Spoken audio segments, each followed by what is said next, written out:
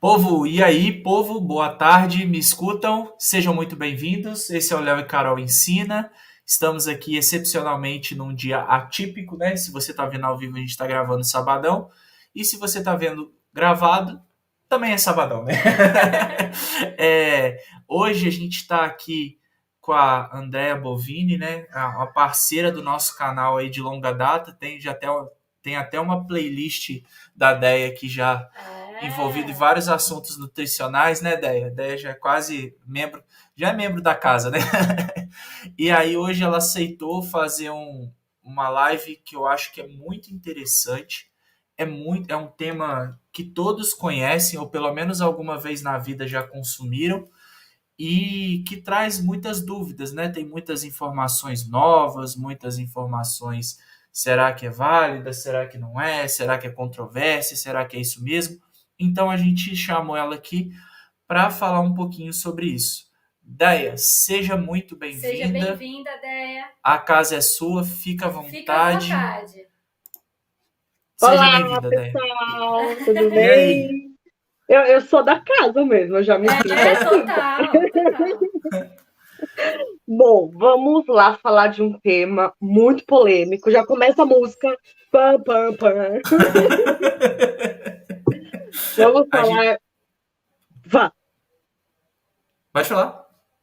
vamos falar então do leite, né? Esse alimento polêmico que não deveria ser, porque o leite já é a base da nossa alimentação há muito tempo. Na verdade, ele é o primeiro alimento e ele é o alimento mais completo do mundo. Não é à toa que é fornecido ali para os bebês, seja os bebês humanos ou os outros mamíferos, animais. Agora, por que será que existe todo esse mito, todas essas crenças a respeito do leite? Eu não sei responder para vocês essa pergunta, porque é algo que eu também me pergunto. Da onde veio tanto mito, tanta história? Até trouxe aqui, Léo, se você puder projetar para gente, alguns recortes da internet. Claro que eu modifiquei, tá? Esses recortes não são originais para preservar as pessoas por trás, né? O intuito não é expor ninguém aqui, certo? Mas algumas informações que a gente bate o olho e fala, ué, de onde surgiu, né, esse contexto onde o leite está inserido? Então, por exemplo, nesse quadradinho verde, a gente consegue ver uma pequena mistura ali de informações, onde está colocado que o leite ele é formado por como se fossem dois conjuntos, proteínas que a gente chama de caseína e outras proteínas que estão no soro do leite. É como se fosse quem já fez queijo aqui, sabe que a caseína é a que faz o queijo e o soro é a aguinha que sobra, da onde a gente extrai o whey protein, a proteína do soro do leite.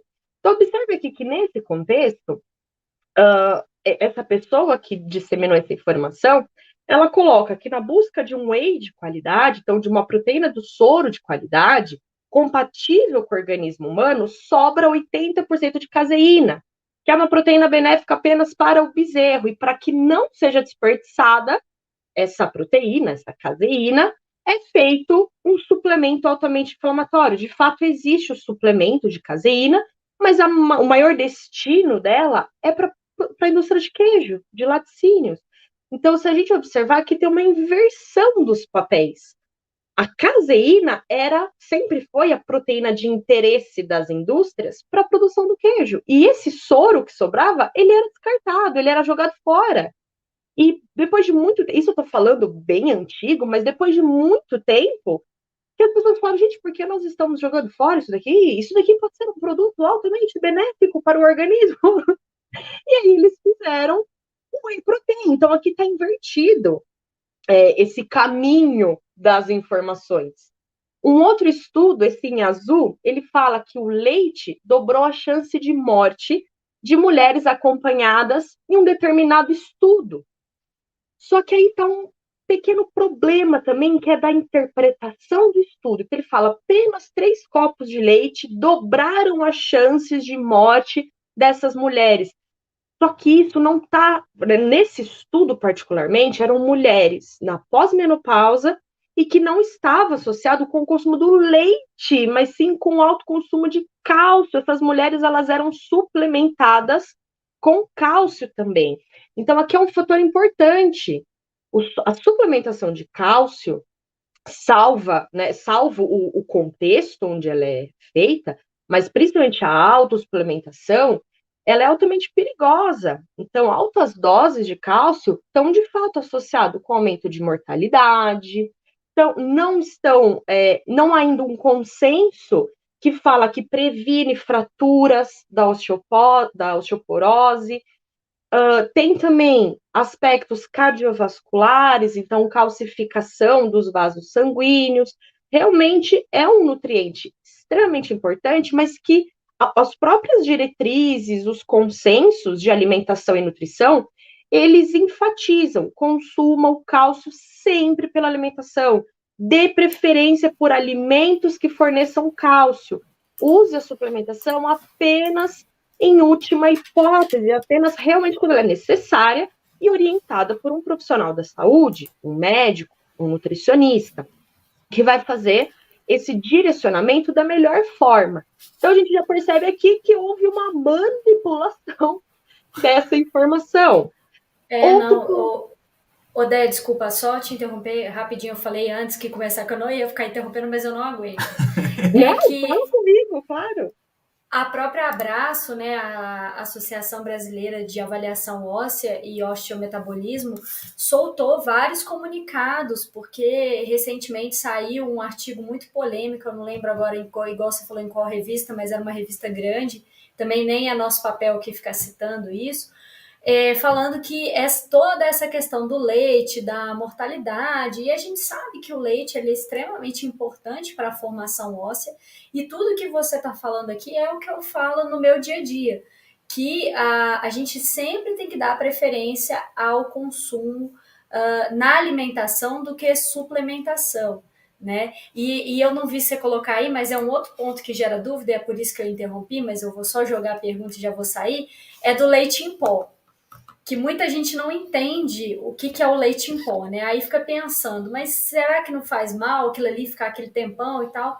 Essa também é uma pergunta que eu escuto muito de forma recorrente, assim, quando a gente vai orientar, né? Claro que, né, sempre tem que estar passando com a nutricionista, não tem esse papel de poder orientar, né? Cada um, como eu falo, no seu quadrado, mas é uma pergunta que a gente sempre escuta. Vamos lá. Para falar do leite em pó, a gente tem que voltar um pouquinho lá em 1700 até 1800. Por quê? Na época da Revolução Industrial. Quando aconteceu a Revolução Industrial, o êxodo rural não dava para trazer a vaca para a cidade. Mas o leite precisava vir de alguma forma. Só que a gente sabe que o prazo de validade do leite puro, digamos assim, ele é muito curto. Do leite, leite. Se eu tirar o leite e sair andando com ele, ele vai durar muito pouco. Né? Então, o método de conservação, ele é um pouquinho mais complicado. Como que foi solucionado esse problema lá na época? Leite condensado. Então, um dos primeiros derivados do leite com o intuito de preservá-lo foi adicionar açúcar, foi fazer o leite condensado, que aí ele tinha uma durabilidade maior, uma vida de prateleira maior e continuava sendo leite. Só que era um leite doce. Não era tão doce que nem hoje. Eu tava lá, tô brincando, não tava lá. Não é um leite, dizem, né, que não é um leite como a gente conhece o condensado hoje, mas que perdia um pouquinho aqui do aspecto do leite. O que fizeram, então? Liofilização do leite. Então, você faz um processo industrial de liofilização para tornar esse alimento líquido um alimento em pó. A gente fala, né, da desidratação, ele não é só uma desidratação. Ele é um processo um pouquinho mais complexo, mas é como se fosse pegar o leite, secá-lo, entre aspas, tirar um pouquinho da água, um pouquinho mais ou menos, que a gente vai ver a composição, basicamente o leite é água, mas tirar essa água e concentrar os outros nutrientes que sobraram. Em teoria, se eu falar do leite em pó, puro produto leite em pó, o alimento leite em pó, ele é o leite em pó. Literalmente, ele é o leite em pó. Ele não deveria ter nenhum aditivo, nenhum tipo de conservante. Quando eu falo do produto industrializado leite em pó, varia muito do tipo de marca. Então, tem marcas que fazem adição de vitaminas, de minerais, claro, dos aditivos alimentares, de alguns conservantes. Tem outras marcas que é o leite em pó, que na hora que eu olho ali a lista de ingredientes, é leite em pó. No máximo, vem um ou outro conservante ali. É necessário, não tem como, né? Se a gente quer ter essa praticidade de ter um alimento que dura mais, um alimento que vai melhor em determinadas receitas, por exemplo, que tem um uso diferente, a gente às vezes tem que pagar o preço. E aproveitando esse link, saindo um pouquinho do leite em pó, mas só para concluir, leite em pó e leite dá basicamente na mesma. É mais ou menos nutricionalmente falando, você vai ter o mesmo resultado. Vai depender de uma marca para outra, que às vezes usa mais aditivos e menos aditivos. Mas puxando um gancho, toda vez que eu falo de leite, eu falo algo que é muito importante. Ai, mas o leite tem água oxigenada, porque saiu na notícia, o leite foi contaminado com sei lá o que contaminaram o leite. Veja, então não é que o leite faz mal. Esse leite estava contaminado. Se eu consumir, por exemplo, uma maçã, maçã faz mal?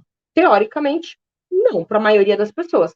E se essa maçã tiver contaminada, tiver estragada, com bactéria, com fungo, com uma larva, não sei. Aí ela vai fazer mal. Mas eu posso falar, maçã faz mal? Não, é que a maçã está contaminada. Então, eu acho até que muito desses mitos, dessas crenças, Léo, se você puder pôr de novo ali aqueles quadradinhos, tem um que ele fala exatamente isso, ó. O que um copo de leite tem? 135 milhões de células de pus, colesterol, calorias e gordura. Então, veja, o leite não teria que ter pus. Na verdade, pus não é uma célula, né? Ele é uma secreção bacteriana e celular. Mas o pus ele não deveria estar presente no leite. Ele não é um componente natural do leite.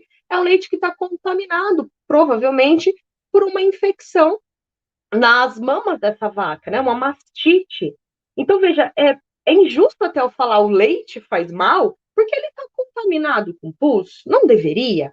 Aliás, é importante a gente destacar que na legislação de alimentos sempre existe níveis toleráveis de, deixa eu falar isso de um jeito não assustador, componentes estranhos que não deveriam estar naquilo que a gente come. Mais ou menos isso. Isso inclui pelos, por exemplo, resíduos corporais, resíduos dos animais, se for um produto animal, produto daqueles animais que a gente não gosta muito, tipo inseto, tipo ratos. Então, todo alimento, teoricamente, que a gente come, ele tem uma concentração muito pequena, mas ele tem esses resíduos. Faz parte, não dá para a gente ter a produção 100% estéril. A gente, né, que trabalhou num ambiente estéril, lá na cultura de células, a gente lembra como é que era a produção daquilo. Nossa, passa álcool, põe luva, põe máscara, põe touca, põe avental, põe isso, põe aquilo. Imagina isso numa vida real, numa produção alimentícia. Então, ele sempre vai ter um pouquinho de resíduos, mas que eles são aprovados pelas nossas instituições, pelas nossas organizações, como limites máximos que não trazem nenhum prejuízo à nossa saúde. Então, a gente tem que ter um pouquinho de critério. Falar, nossa, estou horrorizada com isso que você falou. Não tem problema. Então, a gente pode, por exemplo, adotar um outro estilo de vida. Um estilo de vida que permita que a gente produza o nosso próprio alimento. Por exemplo, enquanto a gente estiver inserido nesse contexto urbano, nesse consenso, nesse contexto de rotina de trabalho, a gente acaba tendo que recorrer muitas vezes a esses produtos. E tá tudo bem. Odeia. E mesmo assim, a pessoa fala assim, ah, é orgânico, é natural, mas mesmo na horta, por exemplo, na horta, você não fica lá 24 horas vendo se passou alguma larva, alguma coisa, o que que tá ali. Lógico, tem um contato, tem um controle, mas 100% você garantir que aquele alimento também não teve contato com nada, ninguém consegue. Orgânico, né? Aí que Hum. vai ter Ninguém mesmo. consegue garantir. Então, assim, é bom você frisar isso. Existe, mas não é, tem um limite máximo aceitável, e esse limite máximo aceitável que não Que não vai traz causar mal pra gente, problema né? para a saúde humana, né? Sim. E lembrar também que é uma questão de hábitos, né? Em muitos países se come inseto e tá normal, é algo é, que não traz nenhum prejuízo. É que não é nosso hábito e pra gente, Não é cultural, né? culturalmente falando, é algo esquisitíssimo. Você Sim. fala, eu não quero comer barata, né? Mas Também na não me. teoria, sim, é lógico que eles vão respeitar os limites de ingestão Uhum. e não te causem nenhum efeito. Então é importante sempre frisar esse ponto. Eu estou falando do alimento em si, que nem a gente fez uma live sobre o glúten, por exemplo. Eu estava falando do glúten. Então, qualquer alimento que contém o glúten, para determinadas pessoas, ele pode não ser benéfico. Maravilha. Agora, quando eu estou falando do leite, eu não posso falar, ah, então é que o leite, por ele conter água oxigenada, ele te faz mal. Não, porque o leite não pode conter água oxigenada. Isso é uma contaminação. Então, isso é importante também da gente frisar. O último ponto que eu trouxe também do mito é da questão da alergia, né? Então fala assim, porque tem proteínas alergênicas e tal, gera reação imune. Isso é verdade, isso é 100% verdade.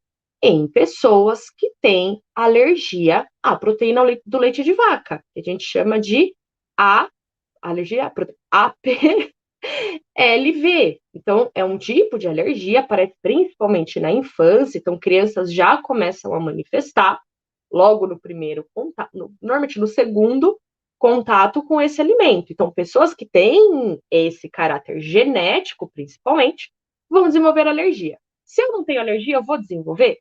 Não. Por teoria, não deveria, pelo menos. Odéia, e isso que eu ia falar, abre o parênteses se você já quiser falar um pouquinho da intolerância. Mas ela falou lá, vai falar lá no final. Ai, tá bom. No final, eu trouxe essa diferença da intolerância E para alergia. alergia, perfeito. Para a gente conversar um pouquinho mais. Antes, eu queria mostrar, aqui eu trouxe estudo científico. Fiquem tranquilos que eu não vou sair lendo, explicando o estudo. Mas, uma coisa importante, esses estudos, eles são revisões sistemáticas com meta-análise. O que significa isso? Não entendi nada, pelo amor de Deus. Como se a gente falasse nível máximo de confiança de uma evidência científica. Então, assim, aquilo que eu posso confiar de olhos fechados, nunca, né? Um olho sempre aberto. Mas posso fechar um e deixar o outro aberto. É mais ou menos isso. Então, esse tipo de estudo, ele é como se fosse o topo. Então, ele compila, ele junta todos os estudos já existentes sobre um tema, agrupa, faz ali uma análise e te dá um veredito. Mais ou menos isso que esses estudos representam. Ele faz uma coletânea de 10, 20, 30, 100, 200 artigos e fala: bati o martelo, é isso, é aquilo sobre esses estudos. Então, eu trouxe como se fosse esse compilado geral. Primeiro tópico que é legal a gente abordar é sobre realmente essa questão do leite com a mortalidade, porque é um assunto recorrente. O leite aumenta as chances de morte, correlaciona-se também com doenças cardiovasculares, doenças do coração, dos vasos sanguíneos, por exemplo, aterosclerose, que é quando a gente tem as placas de gordura nas nossas veias, colesterol alto, por exemplo, as, os parâmetros lipídicos, digamos assim, altos, estão dentro desse contexto de doenças cardiovasculares.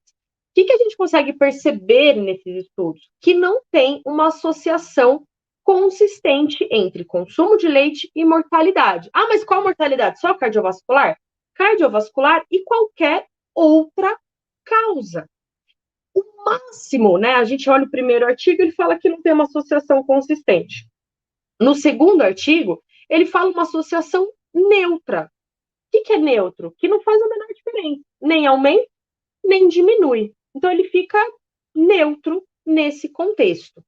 Passando lá para o diabetes. Então, diabetes é uma doença muito prevalente na população hoje. Infelizmente, a gente encontra bastante.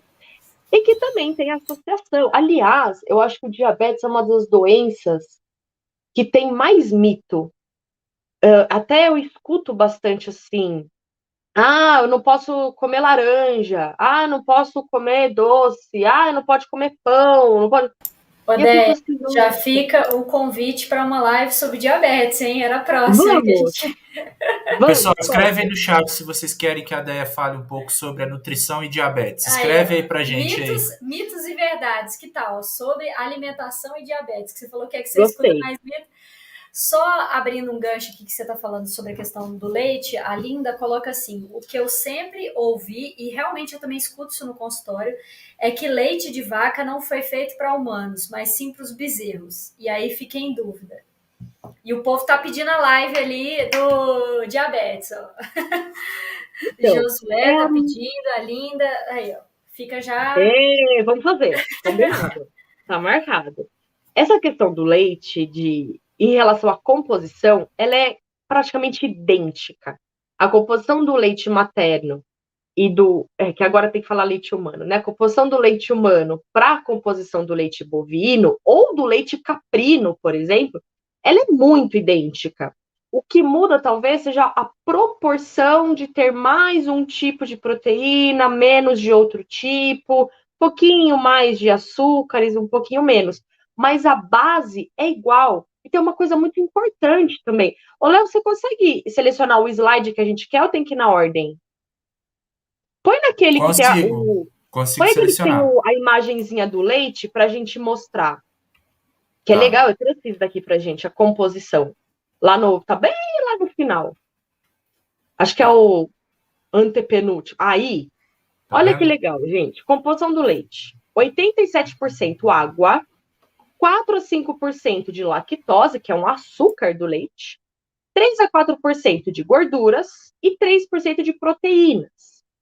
Veja que não é uma composição nada fora do normal. Tipo, ele contém um negócio que chama chorinfolínfolas saltitantes.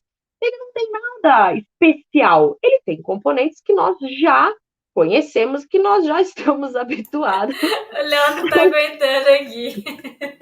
Estamos habituados ao consumo. Então, ele não tem nada de excepcional.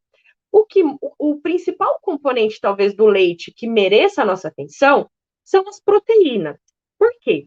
No próximo slide, Léo, por favor, nesse próximo slide, a gente consegue ver que o nome dessas proteínas são proteínas específicas que a gente só encontra no leite. Tem até o nome, lactoalbumina, por exemplo. É uma proteína exclusiva do leite. Lactoferrina, imunoglobulinas, então são os anticorpos. Albumina a gente encontra em outros alimentos também.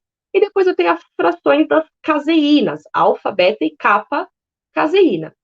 Então, dependendo do tipo de proteína que você consumir, que você for alérgico, por exemplo, você vai ter uma sensibilidade maior, você vai ter uma reação imunológica ao consumo desse alimento. Mas não quer dizer que a composição dele é maléfica, tem ali um composto que o corpo não assimila, que, por exemplo, só o bezerro assimila.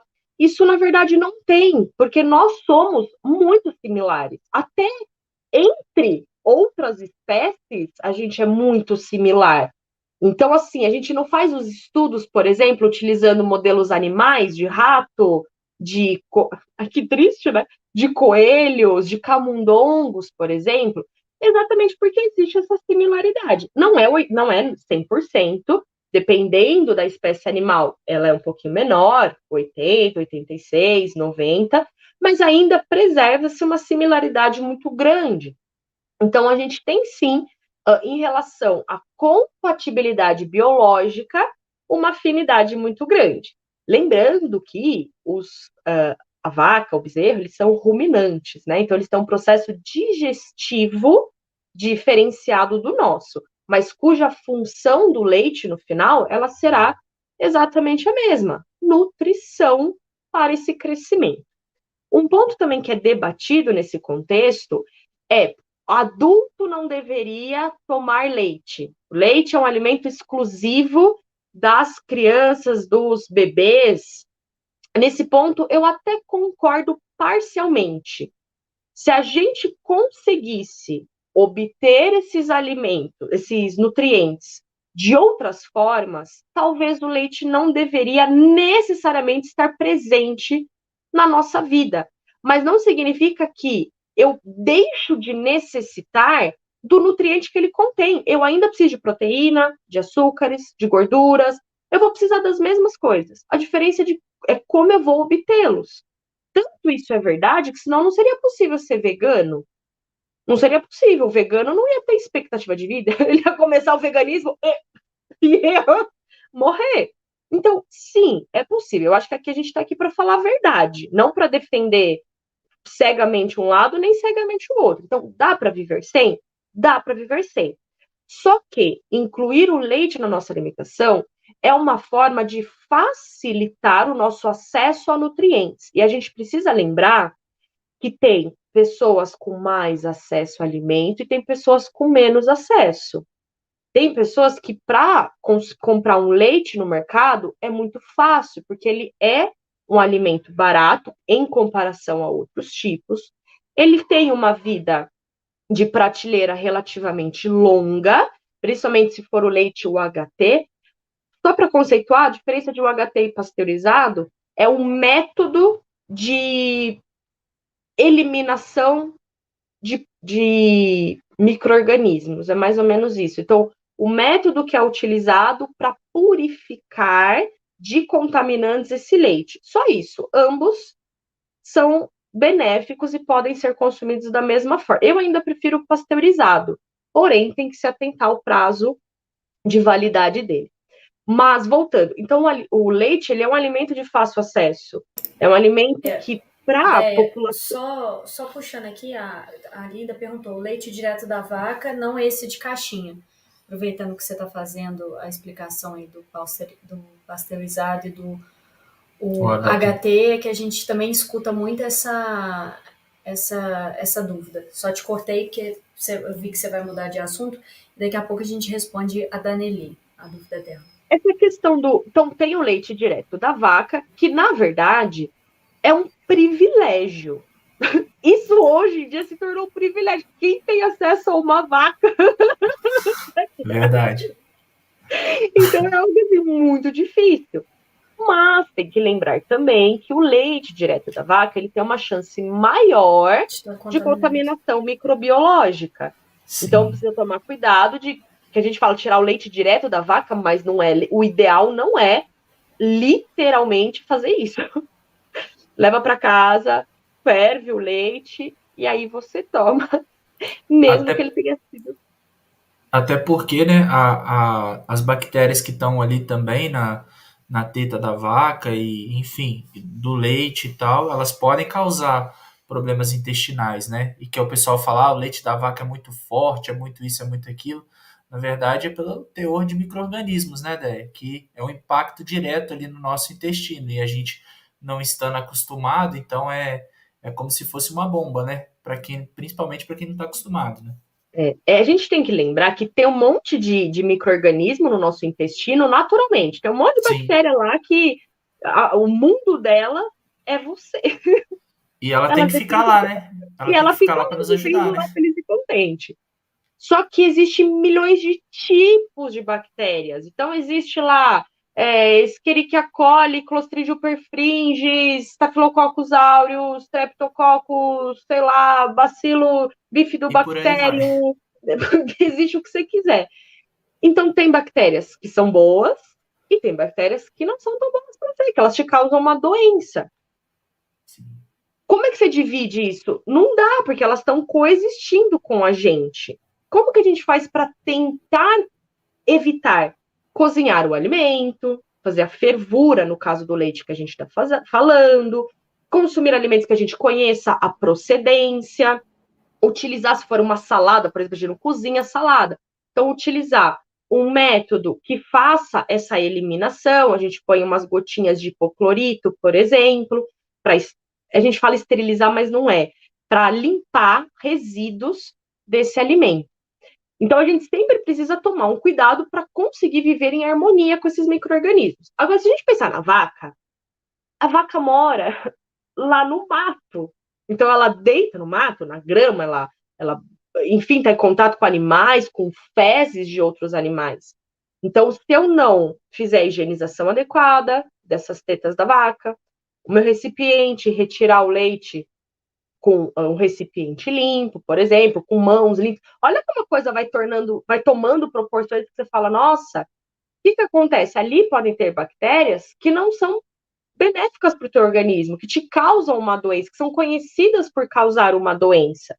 E mais do que isso, não é simplesmente a bactéria existir, porque ela existe agora. Se eu passar a mão aqui, ó, e passar na boca, eu vou enfiar um monte de bactéria maléfica para dentro do meu corpo.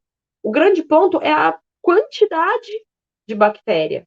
Então, às vezes, eu estou colocando uma carga bacteriana enorme quando eu estou tirando esse leite direto da teta da vaca e bebendo. Às vezes, tá? Não estou falando que isso vai acontecer, mas às vezes.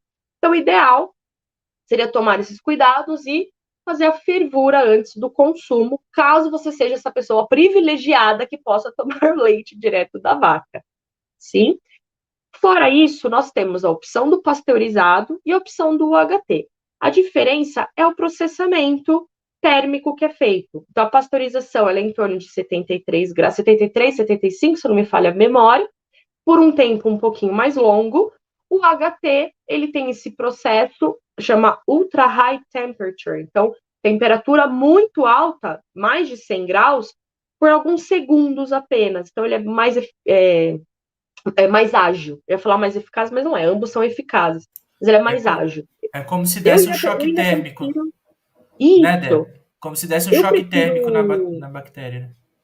Eu prefiro o pasteurizado porque ele preserva pelo menos uma parte dos probióticos do leite. Então, algumas bactérias ainda sobrevivem a esse processo de pasteurização, só que são bactérias do bem. São bactérias que te fazem bem. Então, eu ainda prefiro o pasteurizado do que o HT. O HT, ele preserva muito pouco desses probióticos. Porém, tudo é análise de custo-benefício. Para você tomar o pasteurizado, ele tem uma vida útil de geladeira muito curta, são dias. O HT fechado na embalagem são meses. Então, aqui a gente precisa ponderar, colocar na balança claramente, né? Bom, mas voltando, que senão a gente vai embora para sempre, falando rapidamente do que tem de evidência. Então, existe associação do leite com diabetes? Não, pelo menos não prejudicial. Inclusive, os estudos falam que o leite ele pode ter um efeito de prevenção do diabetes mellitus tipo 2.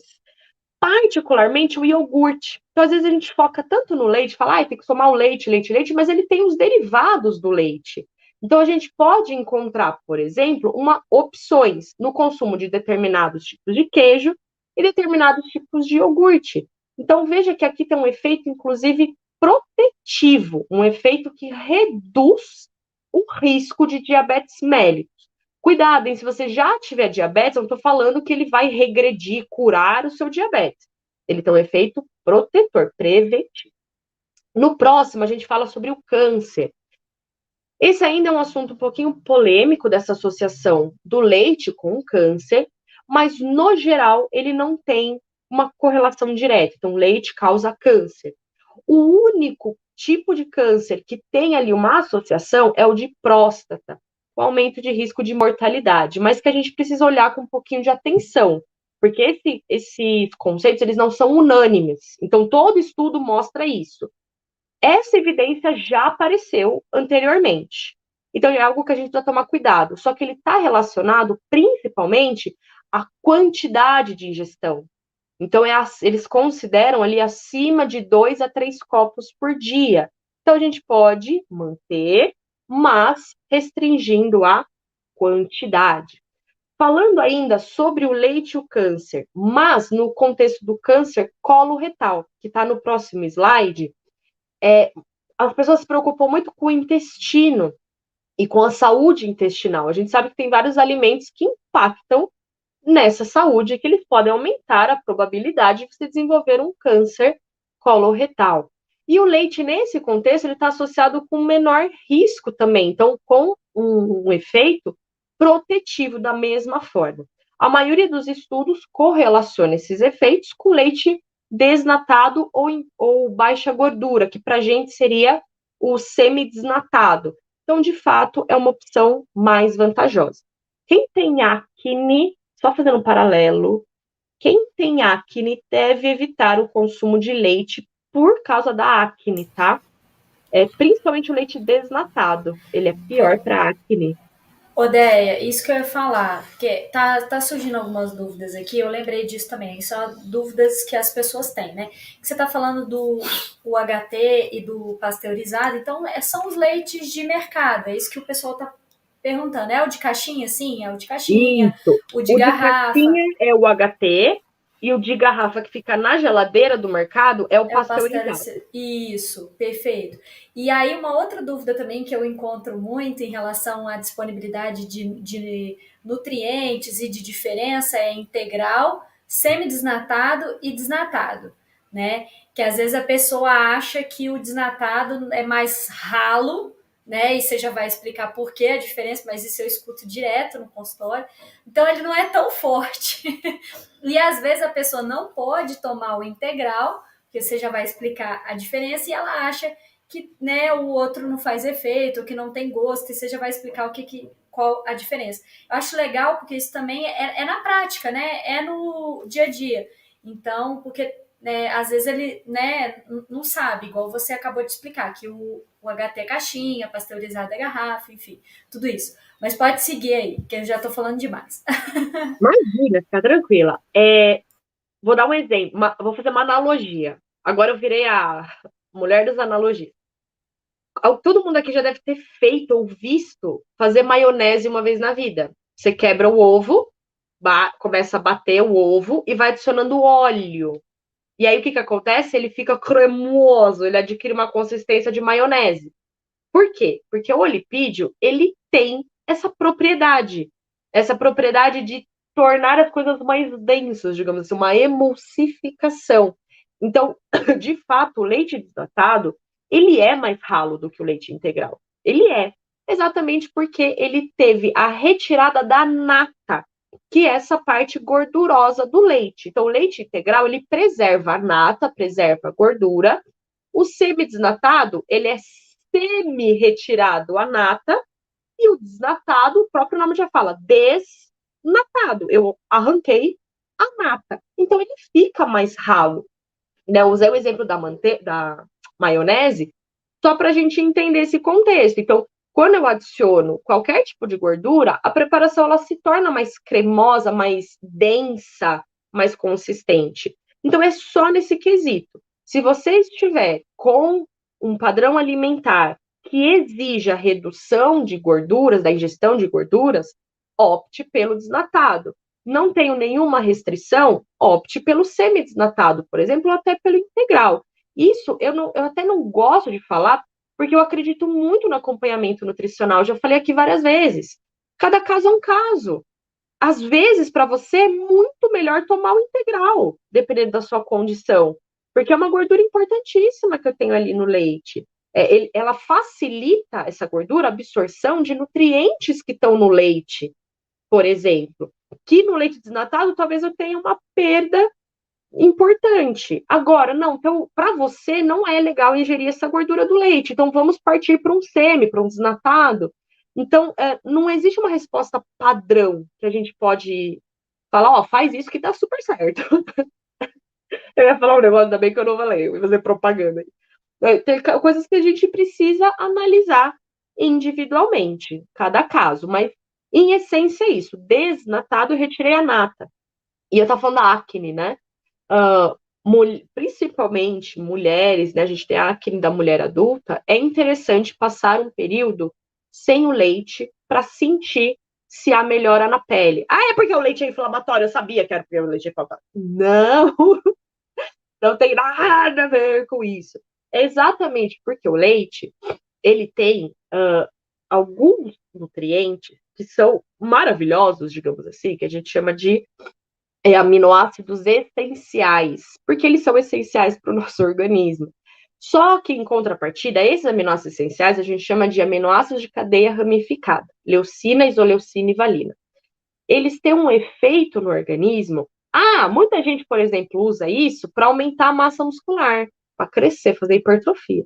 Não funciona, né, pessoal? Usem o whey, que é melhor. Mas as pessoas consomem esse BCA porque ele exatamente tem um papel em aumentar produção de coisas. Aumenta músculo, aumenta célula, aumenta crescimento.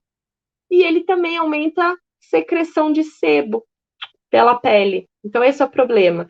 E um outro problema também é um efeito do leite aumentar a insulina e um outro componente que a gente chama de IGF-1.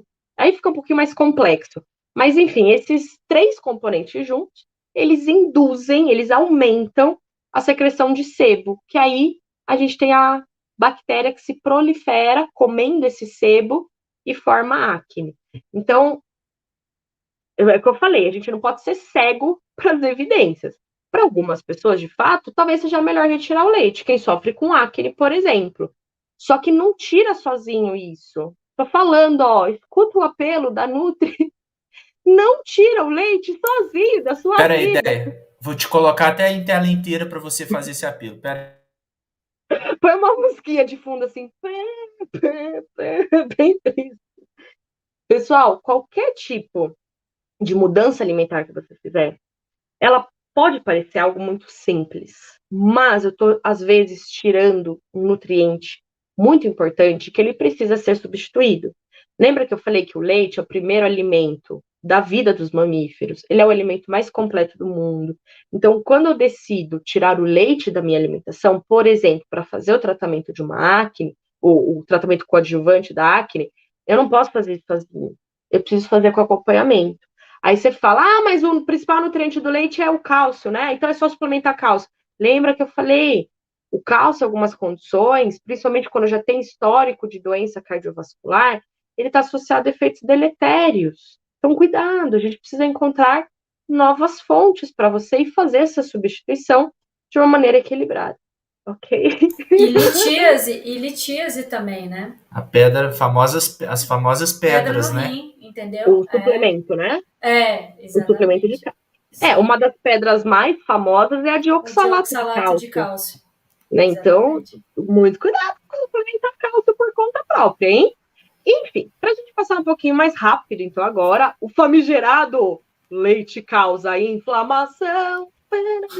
Eu já estou empolgada, né?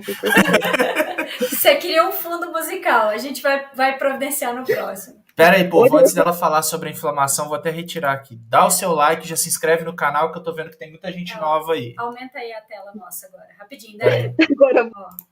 Léo e Carol ensina, hein? Voltamos dos comerciais, pode ser. A Deia tá aí tocando violino, né, Deia? Vamos lá. Tocando violino para esse momento tenso. Da inflamação. Leite é inflamatório, leite é inflamatório, leite é inflamatório, leite é inflamatório.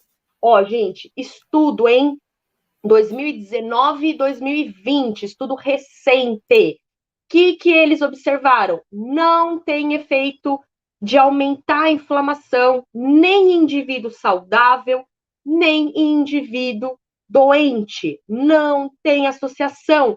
Pelo contrário, gente, está associado a efeito anti-inflamatório. Anti-inflamatório. Olha que maravilhoso, você pode desinflamar o seu corpo tomando leite, e não o contrário, certo?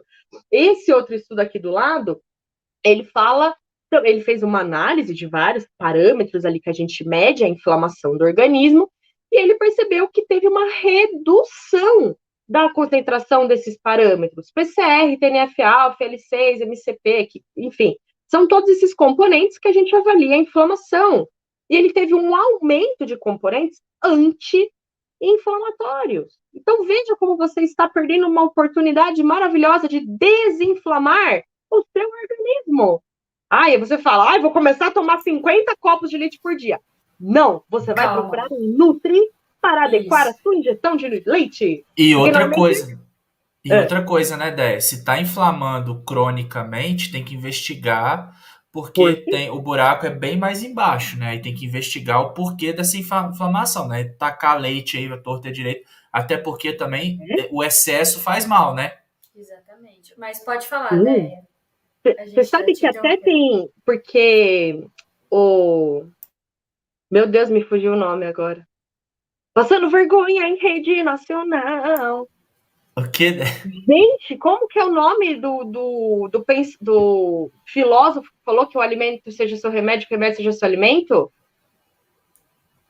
Meu, eu tô Ideia, ó, com essa. Pitágoras na cabeça, mas não é Pitágoras, gente.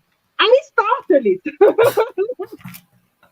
Tem uma outra frase dele que é mais importante ainda. Se eu falei errado Aristóteles, depois eu corrijo. Depois vocês colocam uma tarde assim, ela falou errado. Mas tem Hipócrates. uma. Você tem que abrir Hã? o áudio. Hipócrates. Hipócrates! Olha, eu falei errado mesmo. Falei errado. Sem problema, já Hipócrates, que é o corrigimos. pai da medicina. Vamos lá. Hipócrates tem uma outra frase que é ainda mais famosa do que essa, do remédio, seja seu alimento, remédio, seja seu remédio, que ele fala assim: antes de curar alguém, pergunte se ele está disposto a deixar de lado aquilo que lhe faz mal. Isso. Essa eu É, conheço. essa frase é muito mais legal ainda do que essa outra do alimento. Porque às vezes a gente fica colocando coisa para dentro. Ai, vitamina D, o Léo sabe bem. Ai, vitamina D, anti-inflamatória. Vamos tomar ômega 3 lá da top, né? Vamos enfiar aminoácidos e tal. Vou tomar glutamina, todo mundo toma. A Nutri falou que leite é anti-inflamatório, vamos colocar. Só que do outro lado você está inflamando. Então, teu corpo fica perdido aí nesse meio do caminho, né? Então, só para a gente finalizar a nossa live. Deixa eu só perguntar aqui a relação do leite e doença inflamatória intestinal, com essa questão de causar inflamação, de desbiose. Tá. Bom, quando a gente fala de doenças inflamatórias específicas, então, assim, uma coisa é a gente falar de inflamação crônica de baixo grau, por exemplo. Então, o indivíduo obeso, indivíduo com resistência à insulina, aquele indivíduo que come fast food, come embutido, come um monte de açúcar, ele tem uma inflamação crônica de baixo grau que nós chamamos. Então, é como se o corpo tivesse sempre levemente inflamadinho. Quando a gente fala de uma doença inflamatória intestinal, ela é crônica, mas ela não tem esse caráter de ser só uma inflamaçãozinha ali que perturba um pouquinho o metabolismo. Ela é categorizada como uma doença inflamatória com todos os componentes, critérios diagnósticos, sintomas, consequências, causas, tratamentos e etc. e tal. Então, quando a gente está falando de uma inflamação desse tipo, a gente precisa, primeira coisa, avaliar sintomatologia. Então, quando você consome o leite, isso te faz mal? Você tem sintomas? Você tem um quadro importante? Porque você fala na literatura, a literatura para a doença inflamatória intestinal, ela ainda é muito controversa, muito controversa. Você não consegue chegar num consenso. Inclusive, as diretrizes, elas enfatizam isso, elas falam: faça avaliação do paciente e ajuste individualmente, de acordo com a sensibilidade. Então, talvez, num período ativo, vamos pensar ali numa retocolite, né, na doença de Crohn, enfim, qualquer situação, num período ativo da doença, talvez não seja o ideal ela consumir leite naquele momento. Então, naquele momento, eu faço a retirada. Só que no momento que ela está em remissão, que ela está com a doença controlada, eu posso fazer a ingestão. E às vezes eu posso optar, por exemplo, por um iogurte em vez do leite. Porque o iogurte, ele tem os seus probióticos, dependendo do iogurte, tem um prebiótico. Eu não preciso dar iogurte puro, falar, toma aí. Eu posso combinar com outros alimentos para fazer exatamente essa modulação do intestino no momento propício. Então, quando eu estou falando de dietoterapia específica para uma doença, mas é inflamatória também. Só que é como se fosse um outro tipo de inflamação. Eu preciso ver o desenrolar dessa doença. Como ela cursa.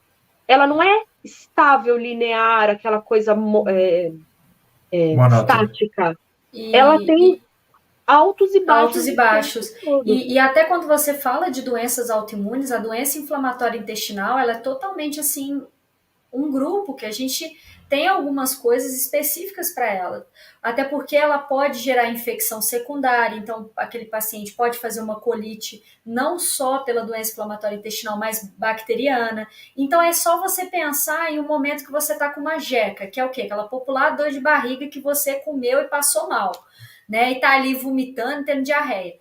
Tem coisas que você come que não te fazem mal, mas quando você tá ali com aquela infecção intestinal, você não vai comer, né? Não come feijão, não come leite, porque você sabe que vai piorar. Então, aquilo ali é um período, mas não quer dizer que você vá fazer aquilo para o resto da vida toda. Ah, eu não vou comer determinados alimentos, né? Ficar só na água de coco e na torradinha, né? Que a avó passa. E o chá, né? Exatamente. Por exemplo, quando você tá com a jeca, né, que a gente fala popularmente, alface é um perigo. Entende? Alface, alface verdinho, sabe? Tem as folhas ali. Ele é um perigo, por exemplo. Ideia, vou te falar. Tudo. Primeira vez que eu vejo que nutricionista fala que alface faz mal. Não falei isso. Não foi o que eu disse. Ela falou perigo. Perigo. Não. Lembra, assim, não existe alimento. Quem já assistiu minhas lives sabe disso. Não, alimento, não existe alimento que faz bem ou que faz mal, generalizadamente falando. Depende. Quem é você? Quem é você? Entende? Então, para algumas pessoas faz bem, para outras não faz tão bem. Tem outras, ou às vezes não é nem que faz bem ou faz mal, mas tem outras opções mais legais. Né? Então, nesse contexto da doença inflamatória intestinal, eu preciso ver o momento que a pessoa está. Eu não posso ser categórico. Olha, se você tem doença inflamatória intestinal, tire o leite. Porque às vezes não vai mudar nada na vida dela. Eu preciso ver quem... Ou o contrário, eu posso piorar. Às vezes é uma pessoa que não tem nenhum efeito prejudicial do consumo do leite, eu estou tirando um alimento importantíssimo da vida dela, né? Então a gente precisa... Vocês viram que até agora fiquei off. Ela até mudou o assunto da alface. Até fui embora.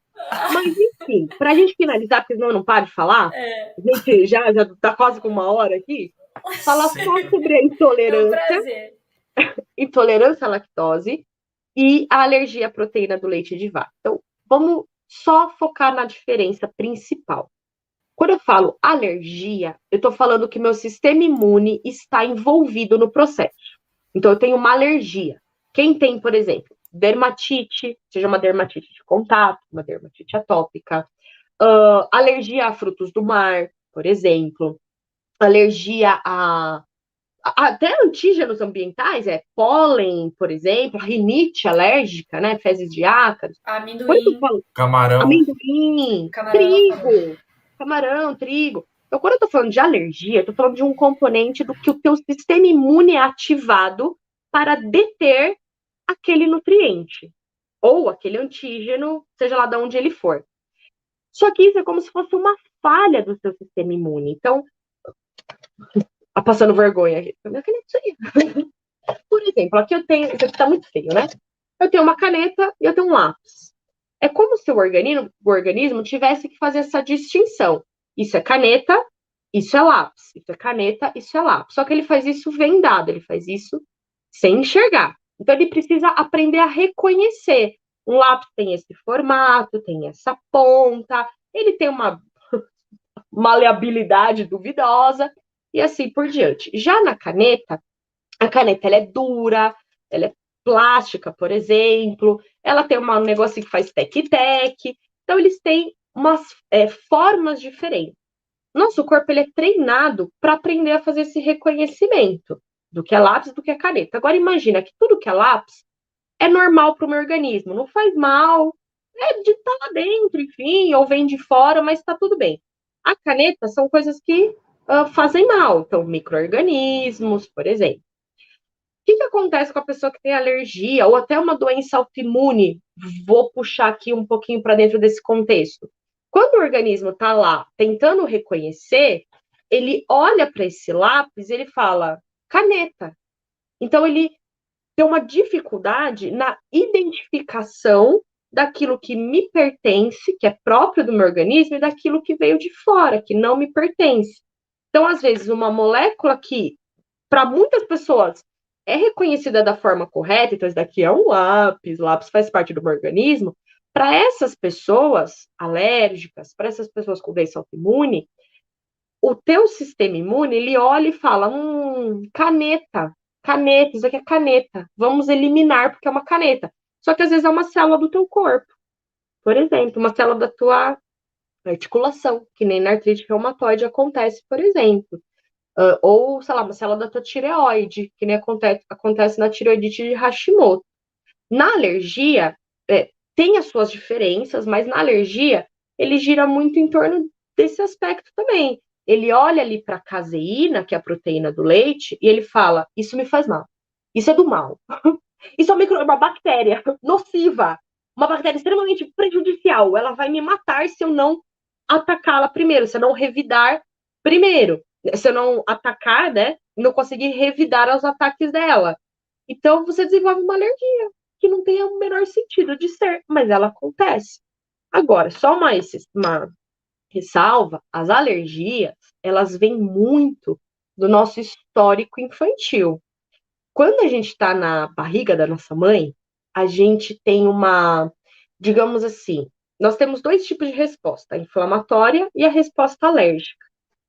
Quando a gente está na barriga da mãe, o nosso próprio corpo, ele suprime, ele esmaga essa resposta inflamatória. Porque se ele deixar alta, tanto do feto ou do bebê, quanto da mãe, eles vão se rejeitar. Que nem quando a gente faz transplante de órgãos, que a gente rejeita, porque é como se fosse um tumorzinho crescendo dentro do organismo dessa mãe. Então, para que ela sustente a gestação e o bebê também sustente a gestação, eles esmagam essa resposta TH, essa resposta inflamatória, e deixam a resposta alérgica prevalecer. E isso permanece até o nascimento do bebê. Agora, no nascimento, conforme ele for comendo, mamando, se expondo ao ambiente, tocando nas coisas, estão vivendo a vida dele, ele vai equilibrando essas duas respostas, dois perfis. Então, a criança que, por exemplo, não tem exposição a todo tipo de alimento no momento correto, né, de introdução alimentar, mas no momento não tem uma exposição a uma diversidade de alimentos, diversidade de locais, de pessoas até, tem a hipótese da higiene que foi construída a partir disso. Então, animais de estimação, animais de fazenda, tem estudo falando que animal de fazenda ajuda a fazer essa modulação do sistema imunitário imunológico da criança. Então, quanto maior contato ela tiver, mais ela equilibra essas duas respostas. Mesmo para uma criança que tenha alergia, ela deve ser exposta a pelo menos outros tipos de antígenos ambientais. O que acontece muito com a criança alérgica? Ela é protegida. Aí não pode isso, não pode aquilo, não pode estar, não pode tomar, ela é muito alérgica. Melhor não. Né? A gente não precisa. Se ela é alérgica ao leite, não é que você vai ficar dando leite para a criança. Isso é perigoso. Mas não significa que você precisa privá-la de todos os outros contatos que ela possa ter. Pelo contrário, isso pode ajudá-la a, num futuro próximo, não ser mais alérgica, por exemplo. Muitas pessoas regridem dessa alergia, ela não perdura para a vida inteira, não. Achei que vocês vão falar alguma coisa. Não, então, pode seguir. Só para conceituar, então, a intolerância à lactose, por fim, pus aí uma animaçãozinha bem bonitinha da intolerância à lactose. Vamos ver a animação. Na intolerância, você não tem nada de sistema imune. Não tem nada de sistema imune. Ela é exclusivamente no teu intestino. Então, é como se ela acontecesse do lado de fora do seu corpo. Acontece ali dentro do lúmen intestinal, que é um tubo oco. Então, ela acontece ali no meio desse intestino. O que acontece na intolerância à lactose? Uma coisa importante, a alergia é sempre a proteína. Quando eu tenho um carboidrato, um açúcar, que é o caso da lactose, é intolerância. Não existe alergia à lactose. Isso não existe. É sempre intolerância à lactose. Por que a pessoa tem intolerância? Porque ela não consegue produzir uma enzima chamada lactase, que faz a quebra da lactose em 2 unidades. Então, mostra aí, Léo, a animaçãozinha, olha lá.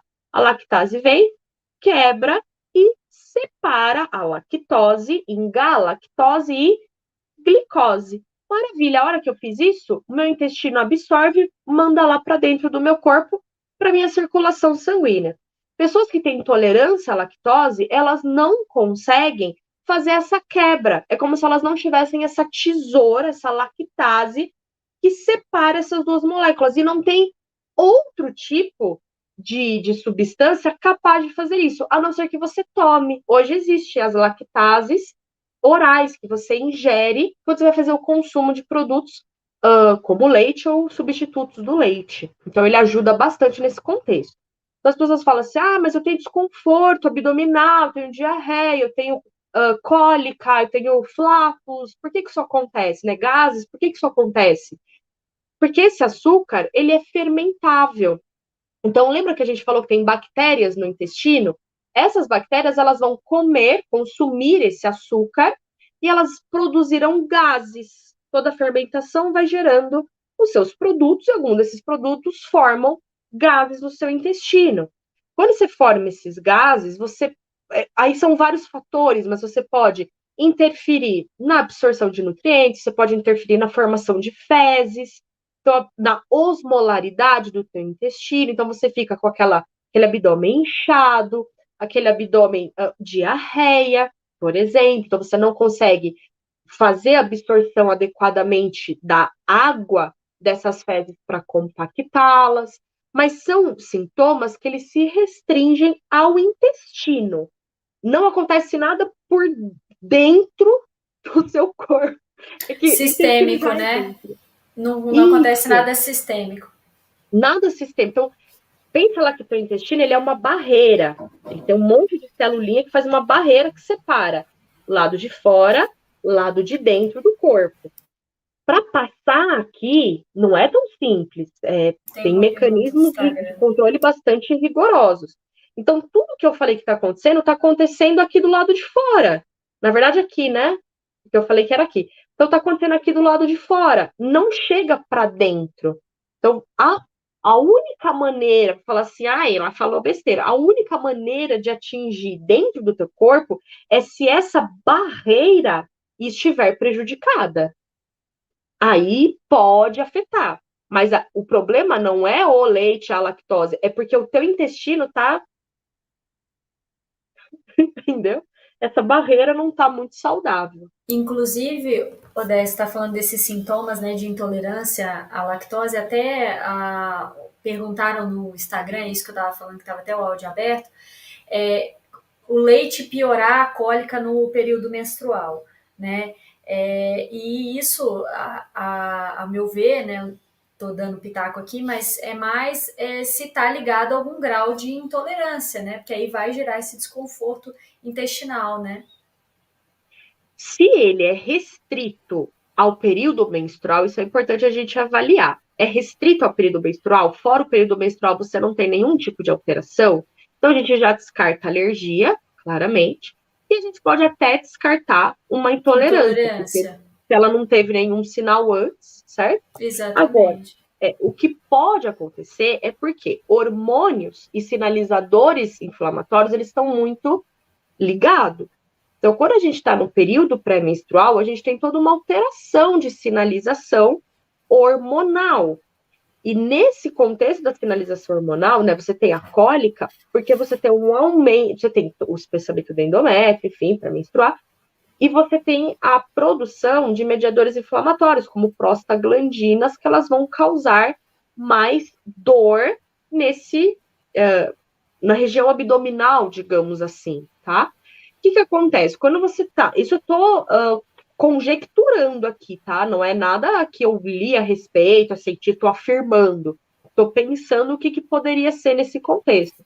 Então, como você já tem esse lugar mais sensível, esse ambiente mais sensível, e você tá num padrão de produção hormonal e de mediadores diferenciados, isso pode interferir na tua digestão.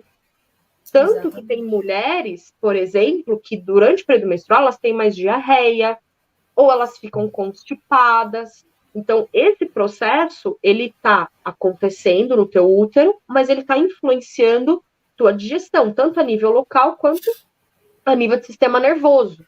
Então, não é o leite em si. Talvez o leite seja o que você mais perceba que causa essa indigestão durante esse período. Mas, se você observar, talvez outros alimentos também causem um desconforto igualmente. Mas, nesse momento, é porque você está com uma digestão diferente, um processo digestivo diferenciado, eu E acredito. não, mas faz sentido sim. E aí, só para a gente terminar as perguntas, a Nelly perguntou lá em cima, eu deixei para o final porque até não tem tanto a ver, mas a relação de alimentos cítricos e osteoporose. O que eu estava até vendo que nos últimos tem alguns estudos que falam da relação da vitamina C, até tendo um papel de auxiliar a formação óssea, pelo papel antioxidante dela. E a pergunta dela tinha até sido o contrário, se é para evitar. Até onde eu sei, não. Não sei se Não, você vai me corrigir, mas senão eu vou aprender também. Mas o que eu sei é que não, que pelo contrário, ela até ajuda por conta da vitamina A C. deposição do colágeno, Beijos. né? ajuda. Não tem negócio do colágeno também envolvido? Vitamina C com. Ou não? Falando É besteira. A antioxidante. vitamina, a maioria das vitaminas, elas são o que a gente chama de cofatores enzimáticos. Então, para uma reação no meu organismo acontecer, normalmente ele vai precisar da ajuda de uma enzima, que ela vai lá e faz com que aquela reação ocorra. E a vitamina C, ela é uma molécula que ela vai ajudar essa enzima a fazer o papel dela. Como se ela fosse assim, sabe aquela pessoa que fica batendo no seu ombro e fala, isso aí, bom trabalho, muito bem, tá arrasando. Então, a vitamina C, ela faz esse papel para a síntese de colágeno, por exemplo. Por isso que produtos à base de colágeno, dermocosméticos, por exemplo, ou nutracêuticos, eles normalmente associam a vitamina C, silício, ferro, para essa parte da pele, né? Para a parte de articulação, a mesma coisa, só que lembrando que eu estou falando aqui da vitamina C alimentar. Toda vez que a gente parte para suplementação, o contexto, o tabuleiro vira, o tabuleiro muda. Eu preciso de um outro olhar, porque suplementação de vitamina C são doses muito mais altas, gira em torno ali de 1 grama, por exemplo. Você precisa ver quais alimentos você está ingerindo junto. Então, uma combinação, por exemplo, espinafre, vitamina C de laranja e só os dois já basta.